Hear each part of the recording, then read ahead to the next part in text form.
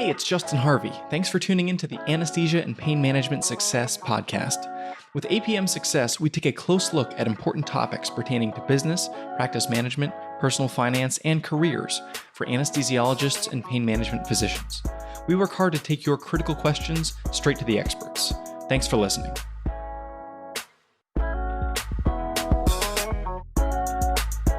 Hello and welcome to another episode of APM Success. Coming to you live and highly caffeinated from our global headquarters, nestled in the heart of the worst income tax jurisdiction in America. A couple announcements before we dive into this week's episode. First, got the tax filing deadline coming up. One quick note for student loan borrowers. If you're planning on filing separately for income recertification purposes, as has been a popular strategy for folks pursuing PSLF, you might not need to in light of the Department of Education's recent guidance, pushing recertification deadlines 12 months. For any recert deadlines that fall on the near side of September 30th. So you might want to just make sure that whatever your plans were, if you're planning on that filing separately election, make sure it still makes sense for you. In some cases it may, but make sure you process that new information from the Department of Ed. Secondly, looking forward to the Aspen conference in July. If you're going to be there and interested in grabbing dinner or getting an invite to an exclusive APM event, email me at justin@apmsuccess.com. Finally, I've been doing a number of lectures, as I have mentioned, for residency and fellow programs, including Penn, Yale, Harvard, Vermont, Cleveland Clinic, and a couple others. If you, dear listener, want to look like a genius and be lauded by your peers for bringing yours truly to present a meme-forward, information-dense lecture for how to get financially free and retain autonomy in your career in medicine, here I am. You may send inquiries to justin@apmsuccess.com, and we can chat about how I may be able to help you and your colleagues. Finally, on to today's topic. I want to talk about navigating the transition to attendinghood, and for folks who are coming up on the end of their training, whether it be residency or fellowship, there's a few things, some low-hanging fruit in terms of financial decision-making that you should at least be aware of. This can be really helpful as you're going to take that first job in attendinghood. So I'm going to just real quickly hit 6 bullet points and then get you on your way. The first relates to the contract that you're signing, especially for anyone who's going to be on production. If you're on production, there's 2 sub points here. Number 1, a guaranteed base. If you have a guaranteed base associated with your contract, that $250,000 or $300,000 minimum that you will never make less than this, make sure that you note the duration of that guaranteed base. If it's 6 months or 12 months, that may not be enough time to get your collections up to a certain point where your collections pay will exceed that guaranteed base. So if you're looking at and I was just talking to somebody yesterday who was looking at a new job, and it was a 12-month contract with a guaranteed base, and the job description of this person was going to largely be trying to drum up new patient volume by increasing referral relationships. If that's the job you're looking at, make sure that your base extends as long as you need it to, noting that if you have a payer mix that is poor, even if you're getting very busy very quickly, you might be doing a lot of patient care and still not making enough to exceed that guaranteed base. So make sure it's long enough and make sure that you understand the implications of the payer mix. If you're looking at a guaranteed base, that's point number 1. Point 1A is a signing bonus. A, negotiate one. B, if you're not planning to stay for the duration of the promised time frame, the payback of the signing bonus, if you say, I promise I'm going to be here for 3 years, so go ahead and give me that $100,000.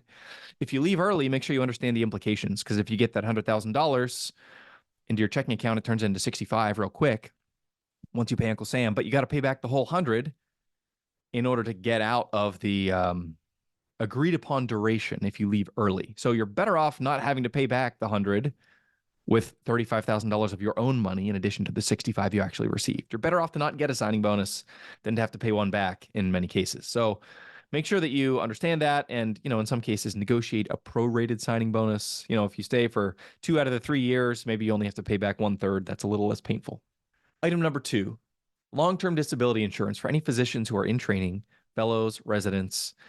Frequently, there are in-training discounts provided for physicians, and what that means is during the time of your training, you can get access to a reduced premium with some, or in some cases, all carriers, all of the major carriers that will provide true own occupation coverage in a personal policy that you can take with you. You get it in training, and then you take it with you for forever. You can increase the coverage. So, for example, you can get $5,000 or $7,000 per month of benefit as a resident or fellow. And then when you leave and you go out into private practice or with another academic center or whatever, you can increase that base benefit without needing to go through medical underwriting again.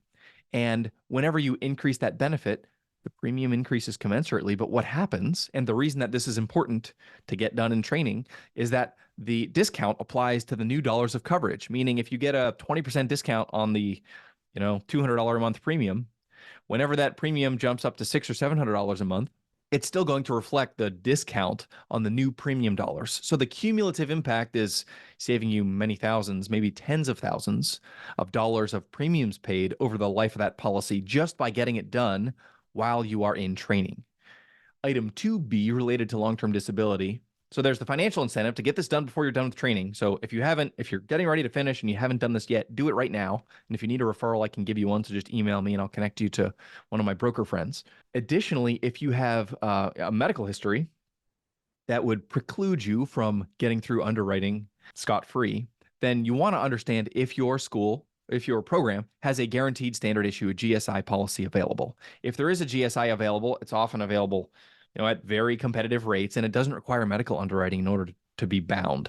Now, this does require that you haven't been rejected in the past for coverage. So if you've never applied for long-term disability coverage, you can access the GSI policy, but you need to know that it exists. You need to apply first and only to that GSI policy, and then you can secure that coverage if you have some medical condition that would preclude you from getting robust coverage otherwise. So this is very important. If you've got a medical thing happening, a pre-existing condition, make sure that you look for the GSI policy, ask around. And again, some of my broker friends know many programs nationally and can guide you in the right direction. If you're wondering if there is a GSI policy and aren't sure, let me know. That's number 2. Item number 3, if you're thinking about taking on a mortgage, there's some complexity around this as you're transitioning to take a new job. Physician mortgages are out there and available, but an important thing to note is if you're moving to either launch a practice or some sort of 1099 role, you need to have a guaranteed base in place, or else you might not qualify for a mortgage for a couple of years. So if you're 1099, banks often want to see 2 years worth of track record of 1099 income before they will give you a mortgage on the basis of that income. In some cases, you're actually better off to try to get a mortgage before you leave training.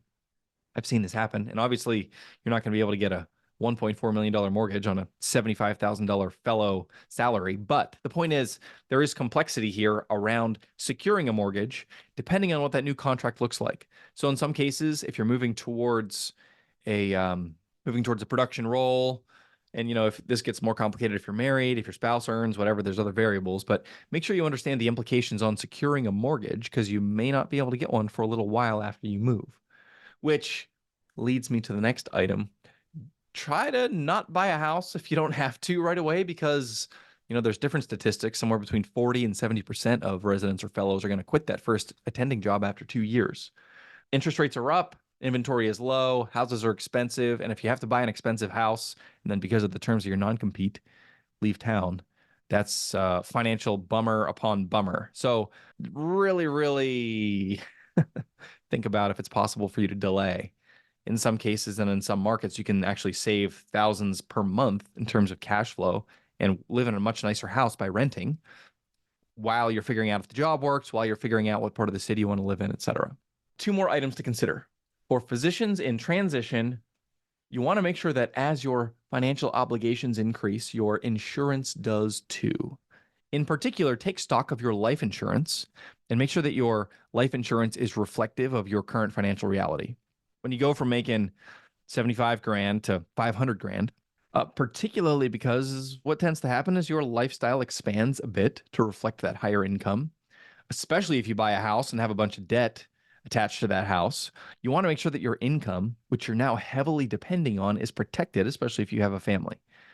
What that means is you want to be covered for millions of dollars. And it seems like a big number to say I need $5 million of term life coverage, but Coming from resident and fellow land into attending land, I can tell you that it often makes sense. And the amount of income that you're protecting, if we think in terms of gross income, if you're making $500,000 as a 31-year-old and you want to do that for 30 years, 500,000 times 30 is 15 million, $15 million of income. And maybe we'll assume a third of that goes to Uncle Sam. So now we're talking about 10 million of net income. And that's very conservative, I would say, because there's investment growth and things on that as well, and inflation adjustment. But the point is, it's a 7 or 8 figure number, a big one, that is your biggest asset when you're that young physician who's now an attending. You want to make sure that you protect that, A, through the disability coverage I mentioned earlier, but B, through robust life insurance protection. And this is a perfect time to ask those questions and work with a good independent broker. And many times, the same person who gets you your disability is also able to handle your life, and you can get it all done at once. Finally, as you're getting ready to transition to attendinghood, there's a number of different strategies that you can use for short-term cash needs. And I hate to even bring it up, but I've seen in a number of cases, this has actually been very helpful for clients of mine, is consider setting up a high limit, zero interest credit card now with a $10,000 or $15,000 or $20,000 limit, if possible, whatever you'll qualify for, in order to give yourself some leeway in terms of relocation expenses. Because moving is expensive, furnishing a house is expensive, especially if you've got a family. And if you've been a resident or fellow for a while, you probably haven't stockpiled a ton of cash. And hopefully you got a signing bonus, but maybe you didn't. And if you're looking for ways to sort of smooth out the financial burden that can be wrought in the case of a job transition, using a low interest or no interest credit card, especially, no payments required for 12 or 18 months, that can be a really, really useful tool to help decrease stress there. Now, you got to pay it back, so don't run it up or do anything stupid, but hopefully it will help augment your existing emergency fund. Okay, that's all I got. Thank you, as always, for tuning in. Look forward to catching you next week with some special tax insights from my friend Evgeny. Take care. If you liked what you heard this week, head on over to apmsuccess.com, where you can find more content and free resources to help you build a successful career in anesthesia and pain management. If you wanted to leave a review in iTunes, I'd also really appreciate it. Thanks for using some of your valuable time to join me today on APM Success.